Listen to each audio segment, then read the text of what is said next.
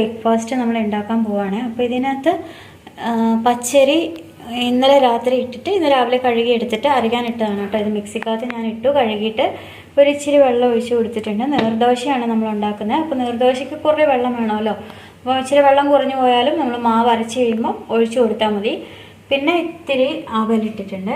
ചോറില്ലാത്ത പകരമാണ്. ചോറുണ്ടായിരുന്നെങ്കിൽ ഒരു അര സ്പൂണൊക്കെ ചോറിട്ട് കൊടുത്താൽ മതി. പിന്നെ നമുക്ക് തേങ്ങയുടെ പുറകിൽ ഇതില്ലേ ഒരു കറുത്ത കളർ ഉണ്ടാവില്ലേ, അത് ഞാൻ ഇങ്ങനെ ചെത്തി എടുത്തിട്ടാണ് തേങ്ങ എടുത്തേക്കുന്നത്. അല്ലെങ്കിൽ എന്താണെന്ന് വെച്ചാൽ നമ്മുടെ നീർദോശ വെളുത്തിരിക്കും, കറുത്തിരിക്കും. ആ തേങ്ങേൻ്റെ ആ കറുപ്പ് ഭാഗം വരുമ്പോൾ കറുത്തിരിക്കും. ഇത് നല്ല വെള്ളയായിട്ടിരിക്കും കേട്ടോ. പിന്നെ ഒരു ഇത്തിരി ജീരകം, ഇത്രയും കൂടെ ഉപ്പും കൂടെ ഇട്ടിട്ട് നല്ലോണം അരച്ചെടുത്തിട്ട് നല്ലോണം വെള്ളം ചേർത്തിട്ടാട്ടോ നമ്മളിത് ചുട്ടെടുക്കുന്നത്. അപ്പോൾ ഇതെല്ലാം കൂടെ നമുക്ക് നല്ല വൃത്തിയായിട്ടൊന്ന് അരച്ചെടുക്കാം. നല്ലോണം നമ്മൾ അരച്ചെടുത്ത് നല്ലോണം അരഞ്ഞിട്ടുണ്ട് കേട്ടോ. അപ്പോൾ ഇതിനകത്ത് ഞാൻ മിക്സിയിൽ കുറച്ചും കൂടെ വെള്ളം ഒഴിച്ചിട്ട് കുറച്ചും കൂടെ നല്ല ലൂസാക്കി എടുത്ത് കേട്ടോ. അതുകൊണ്ടോ ഇങ്ങനെയാണുള്ളത്. നീർദോശയ്ക്ക് നല്ല വെള്ളം പോലെ വേണം. നീർദോശ എന്ന് തന്നെയല്ലേ പേര്. ഓരോ സ്ഥലത്ത് ഓരോ ഇതാട്ടോ. നമ്മളിപ്പം തേങ്ങയും ജീരകമൊക്കെ ഇടും, ചില സ്ഥലത്ത് അങ്ങനെയൊന്നുമില്ല. തട്ടുകടയിലൊന്നും ഇങ്ങനെയൊന്നും ഇട്ട് തരത്തില്ലല്ലോ നമുക്ക്. അപ്പം ഇതിന് വേണ്ടിയിട്ട് നമുക്ക് തക്കാളിക്കറിയോ അല്ലെ കടലക്കറിയോ സാമ്പാറോ എന്ത് വേണമെങ്കിലും കൂട്ടാം കേട്ടോ. അപ്പോൾ ആൾക്കൊക്കെ കറിയൊന്നും വേണ്ടാത്തതുകൊണ്ട് ഞാനൊന്നും ഉണ്ടാക്കുന്നില്ല. പിന്നെ മുട്ട ഓംപ്ലേറ്റ് ഉണ്ടാക്കിയിട്ട് കോളേജിൽ പോകുന്നതുകൊണ്ട് കൊടുത്തു വിടാത്ത ഓംപ്ലേറ്റും നീർദോശയും തക്കാളിക്കറിയാണ് നല്ല കോംബോ. ഞാൻ അങ്ങനെയാണ് ഉണ്ടാക്കാറ് വീട്ടിലൊക്കെ ഉള്ളപ്പോൾ. പിന്നെ കൊടുത്തു വിടുമ്പോൾ മുട്ടയൊക്കെ ഭയങ്കര ഉളുമ്പ് വാസനയല്ലേ, അപ്പോൾ അതുകൊണ്ട് മുട്ട കൊടുത്തു വിടുന്നില്ല. ഇതും ചായയാണ് അവൾ കുടിക്കുന്നത്. അപ്പോൾ ഇന്നത്തെ രാവിലത്തെ ബ്രേക്ക്ഫാസ്റ്റാണ് നമ്മുടെ നീർദോശ. അപ്പോൾ നമ്മളിപ്പം ഉഴുന്നൊന്നും ഇല്ലെങ്കിൽ പച്ചരി ഇട്ട് വെക്കുവാണെങ്കിൽ ഇനിയിപ്പോൾ അരിപ്പൊടിയും കൊണ്ടും ഉണ്ടാക്കാം കേട്ടോ. രാവിലെ നമ്മൾ എളുപ്പത്തിലുള്ള ഒരു ബ്രേക്ക്ഫാസ്റ്റ് ആവും. ഇതുണ്ടാവും. പിന്നെ നല്ലോണം ദോശക്കല്ല് നല്ലോണം ചൂടാണ്. കല്ലിൻ്റെ ദോശക്കല്ലില്ലേ, നമ്മുടെ മറ്റേ ഇരുമ്പ് ദോശക്കല്ലില്ലേ, അതിലാണെങ്കിൽ നല്ലോണം നമുക്ക് ഉണ്ടാക്കിയെടുക്കാം കേട്ടോ. അതാണ് ബെസ്റ്റ് നീർദോശയൊക്കെ ഉണ്ടാക്കാൻ വേണ്ടിയിട്ട്. പക്ഷേ നമുക്കിപ്പോൾ അതില്ലാത്തതുകൊണ്ട് നോൺ സ്റ്റിക്കിൽ തന്നെ നമുക്ക് ചെയ്യാം. നല്ലോണം ചൂടായിട്ടുണ്ട്. എണ്ണ പരട്ടിയിട്ട് വേണം നമ്മളിത് ഒഴിച്ചു കൊടുക്കാൻ. നമ്മൾ ഇങ്ങനെ ഒഴിക്കുമ്പം തന്നെ ഇത് ഭയങ്കരമായിട്ട് ഇങ്ങനെ ഇത് വരും കേട്ടോ. അപ്പോൾ കല്ലിൽ ഇങ്ങനെ നമ്മൾ ചുറ്റിച്ച് കൊടുത്താൽ മതി. ആവശ്യത്തിന് ഇത് ഒഴിച്ചിട്ട് എല്ലായിടത്തും പോയില്ലെങ്കിൽ കേട്ടോ, അങ്ങനെയും ചെയ്യാം. ഇത് കല്ലെടുത്തിട്ട് ഒന്നിങ്ങനെ വേണ്ടോ എല്ലായിടത്തും ഇങ്ങനെ റൗണ്ടൊന്നും ചുറ്റിച്ച് കൊടുത്താൽ മതി. പിന്നെ നമ്മൾ മൂടി വെക്കണം കേട്ടോ. മൂടി വെച്ചാൽ മാത്രമേ അതാവുള്ളൂ. അപ്പോൾ അതിൻ്റെ പാകത്തിനുള്ള അടപ്പ് വെച്ചിട്ട് നമുക്ക് മൂടി വെക്കാം. ഞാൻ മൂടി വെച്ചിട്ടുണ്ട്. നല്ലോണം മൂടി വെച്ചിട്ട് നമുക്ക് നല്ല തീയും വേണം ദോശ ഉണ്ടാക്കണമെങ്കിൽ. അപ്പോൾ എന്നാലേ നല്ല ഇതായിട്ട് വരുള്ളൂ. അല്ലെങ്കിൽ കല്ലിൽ നിന്നും കിട്ടാൻ ഭയങ്കര വിഷമമാണ്. മുകളിൽ ഇച്ചിരി എണ്ണയും കൂടി ഒഴിച്ചു കൊടുത്തിട്ടാണ് ഞാൻ മൂടി വെച്ചേക്കുന്നത്. മറിച്ചിടണമെങ്കിൽ മറിച്ചിടാം, അല്ലെങ്കിൽ അങ്ങനെ തന്നെ നമുക്ക് എടുക്കാം. നമുക്കിനി ഇത് മറിച്ചിടണമെങ്കിൽ മറിച്ചിടാം കേട്ടോ. അല്ലെങ്കിൽ ഇങ്ങനെ നാലായിട്ട് മടക്കി എടുത്താലും മതി. ഇതുണ്ടോ ഉള്ള പേപ്പർ പോലെയുണ്ട്. ഇത് ഇങ്ങനെ വേണേൽ നമുക്ക് മടക്കി എടുക്കാം കേട്ടോ. ഇങ്ങനെ മടക്കി എടുത്താലും മതി. ഇങ്ങനെ നാലായിട്ടൊരു കോണും പോലെ ഇങ്ങനെ മടക്കി എടുക്കാം. ഇത് നമ്മുടെ നീർദോശ റെഡി ആയിട്ടുണ്ട്. നല്ല സ്മൂത്താണ്. പേപ്പർ പോലെ ഇതുണ്ടോ, കട്ടിയൊന്നുമില്ല. അപ്പോൾ ഇത് ഞാൻ ചോറ്റുപാത്രത്തിലോട്ടാക്കാൻ പോവാണ്. ഒരെണ്ണം നമ്മൾ ലഞ്ച് ബോക്സിലാക്കിയിട്ടുണ്ട്. ഇനി ഒരെണ്ണം കൂടെ മതി. അപ്പോൾ കറിയൊന്നും ഇല്ലാത്തതുകൊണ്ട് കറി വേണമെങ്കിൽ നമുക്ക് ഉണ്ടാക്കാം. കറി ഉണ്ടെങ്കിൽ ഒരു ടേസ്റ്റ് ഉള്ളൂ കേട്ടോ. ചാറ് തക്കാളിക്കറിയാണ് എനിക്ക് ഏറ്റവും ഇഷ്ടം നീർദോശയ്ക്ക്. ഇപ്പോൾ വേണ്ടാത്തതുകൊണ്ടാണ് കേട്ടോ കറി ഉണ്ടാക്കാത്തത്. ഒരെണ്ണം കൂടി ഇട്ടിട്ട് നമുക്ക് ബോക്സ് അടയ്ക്കാം. ഇത് ഉണ്ടാക്കാൻ പറ്റുന്നൊരു സംഭവമല്ലേ, കണ്ടില്ലേ, എളുപ്പമല്ലേ. അപ്പോൾ ഇത് നമുക്ക് അടച്ചു വെക്കാം. 2 ദോശ ഞാൻ ഇതിലിട്ടിട്ടുണ്ട്. ഇതിൻ്റെ കൂടെ നമുക്ക് നെയ്യ് വേണമെങ്കിലും ചേർക്കാം കേട്ടോ. അപ്പോൾ അങ്ങനെ ഞാനത് മുഴുവൻ ചുട്ടെടുത്ത് കേട്ടോ. അവളുടെ ടിഫിൻ ബോക്സിലാക്കി അത് കൊണ്ടുപോയി. അപ്പം ബാക്കി ഉണ്ടായിരുന്നല്ലോ മാവ്, അപ്പോൾ ഇത്രയും ചുട്ട് വെച്ചിട്ടുണ്ട്. ഇല ഇവിടെ ഉണ്ടായിരുന്നതുകൊണ്ട് ഇലയിലാണ് കേട്ടോ ചുട്ട് വെച്ചത്. നല്ല എന്താ പറയുക, കരിക്കിൻ്റെയൊക്കെ അകത്തുണ്ടാവൂലേ, അതുപോലെ ഉണ്ട്. നല്ല സോഫ്റ്റായിട്ട്. ഇതാണ് പിള്ളേരൊക്കെ കഴിക്കും കേട്ടോ. നല്ല എന്താ പറയുക, നാക്കിലിട്ട് അലത്ത് പോകുന്ന പോലെ ഇല്ലേ, അതുപോലെ ഉണ്ട്. എന്നൊരു ദോശയും പരിപാടിയെല്ലാം കഴിഞ്ഞ് കഴിഞ്ഞപ്പോൾ കഞ്ഞിക്ക് വെള്ളം വെച്ചു. അപ്പം വെള്ളം തിളയ്ക്കുന്നുണ്ട്. അരി ഇടണം. എടുത്ത് വെച്ച പാവക്കയില്ലേ, അതെല്ലാം ഞാൻ ചെറുതായിട്ടൊന്ന് അരിഞ്ഞ് നല്ലെണ്ണയിൽ വറുത്തെടുക്കുവാണ്. അപ്പം കുറേ എണ്ണ ഒഴിക്കുന്നില്ല, കാരണം ഈ പാവക്കേൻ്റെ എണ്ണ പാവയ്ക്ക് മാത്രമേ പറ്റുള്ളൂ. ചിലപ്പോൾ കയ്പുണ്ടെങ്കിൽ പിന്നെ വേറെ അച്ചാർ നമുക്ക് ചേർക്കാൻ പറ്റില്ലല്ലോ. പിന്നെ കുറച്ച് പാവയ്ക്ക ഞാൻ വറുത്തു. കുറച്ച് കാന്താരിയും കറിവേപ്പിലയും കൂടി ഇട്ടിട്ടാണ് വറുത്തെടുത്ത്. ഇങ്ങനെ ഡ്രൈ ആക്കിയിട്ടാണ് വറുത്തെടുത്തത്. ഇപ്പം നമ്മൾ അരപ്പൊക്കെ ചേർക്കുമ്പോൾ അത് അതിനകത്ത് കിടന്ന് അലുത്ത് വന്നോളും. ഇപ്പോൾ ഉണങ്ങിയിരുന്നാലും കുഴപ്പമൊന്നുമില്ല. നല്ലോണം ഡ്രൈ ആക്കിയിട്ട് വറുത്തെടുക്കുകയാണെങ്കിൽ നല്ല ടേസ്റ്റാണ് പാവയ്ക്കച്ചാർ.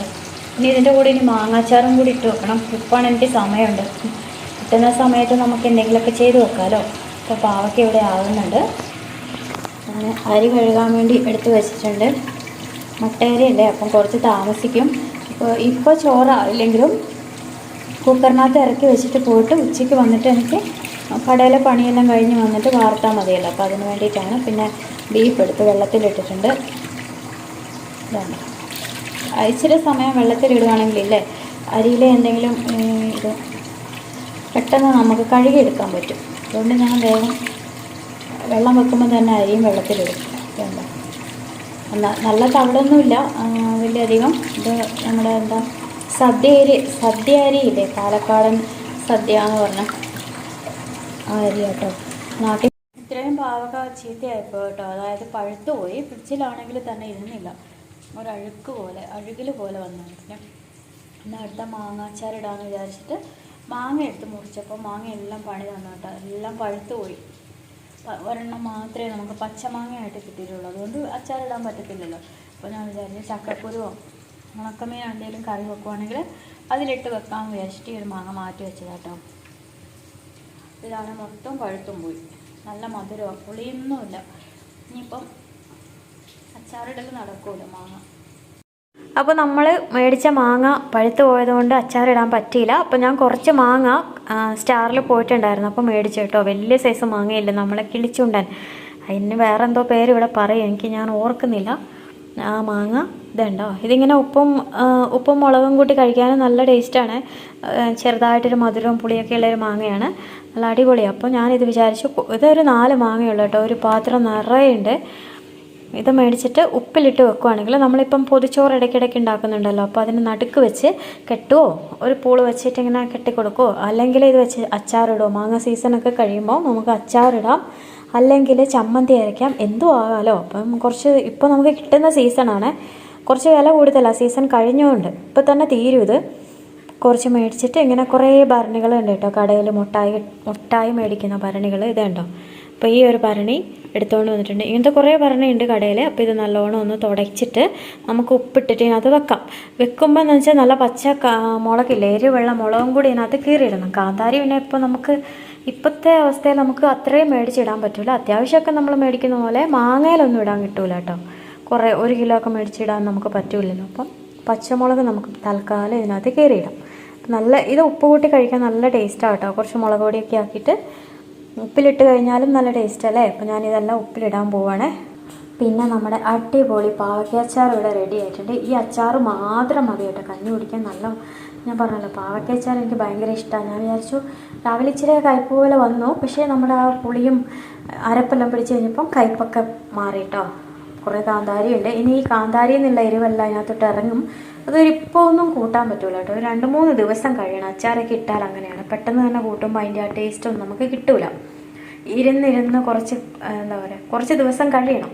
അന്ന് കൊണ്ടുവന്ന നെല്ലിക്കയാണ്. നെല്ലിക്ക ഞാനിത് നല്ല നോക്കിയിട്ടെല്ലാം ഉപ്പിലിട്ട് വെച്ചിട്ടുണ്ട് കേട്ടോ. വല്ലപ്പോഴും നമുക്കൊന്ന് കൊതിയൊക്കെ വരുമ്പോൾ ഒരെണ്ണടുത്ത് കഴിക്കാമല്ലോ, കിട്ടുമ്പോൾ മേടിച്ച് വെക്കുവാണെങ്കിൽ. അപ്പോൾ അതുകൊണ്ട് ഞാൻ അന്ന് തന്നെ പറ്റിയില്ല. പിന്നെ ഞാൻ പറഞ്ഞല്ലോ പണി തിരക്കൊക്കെ ആയതുകൊണ്ട് ചെയ്യാൻ പറ്റിയില്ലാന്ന്. ഒരു തിളപ്പിച്ചാറിച്ച വെള്ളവും ഉപ്പും കുറച്ച് വിനാഗിരി ഇട്ടിട്ടുണ്ട് കേട്ടോ. അപ്പോൾ ഇതൊന്നിങ്ങനെ എടുത്ത് വെക്കുകയാണെങ്കിൽ ഇതും പൊതിച്ചോറിന് നമുക്ക് കൊടുക്കാൻ പറ്റും, അല്ല ചമ്മന്തി അരയ്ക്കും, എന്തേലും ചെയ്യാൻ പറ്റും. നമ്മൾ നാടനായിട്ടല്ലേ ചോറ് കൊടുക്കുന്നത്. അപ്പോൾ നാടൻ സാധനങ്ങൾ തന്നെ കിട്ടുമ്പോൾ ഞാൻ അതുകൊണ്ടാണ് ഇങ്ങനെ സൂക്ഷിച്ച് വെക്കുന്നത്.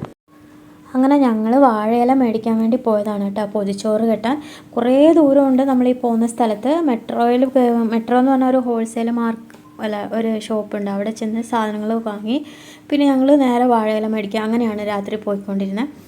അപ്പം പുതിയൊരു സ്റ്റാർ ഇവിടെ തുടങ്ങിയിട്ടുണ്ടായിരുന്നു കേട്ടോ.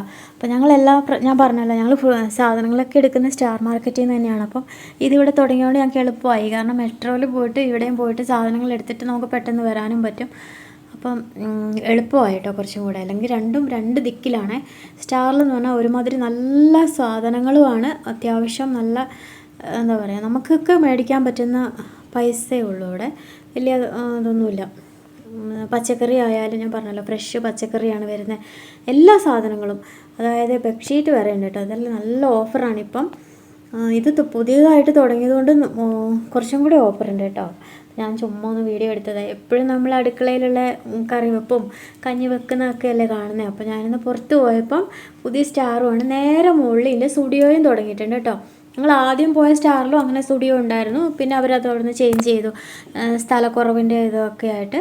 അപ്പോൾ പിന്നെ ഇതിൻ്റെ ഇപ്പോൾ ഉള്ള സ്റ്റാറിൻ്റെ മുകളിൽ സ്റ്റുഡിയോ വന്നിട്ടുണ്ട്. അപ്പം നിങ്ങളൊക്കെ ഡ്രസ്സുകൾ അങ്ങനത്തെ എന്തെങ്കിലും വാങ്ങിക്കണമെങ്കിൽ നമുക്ക് അവിടെയും പോകാം.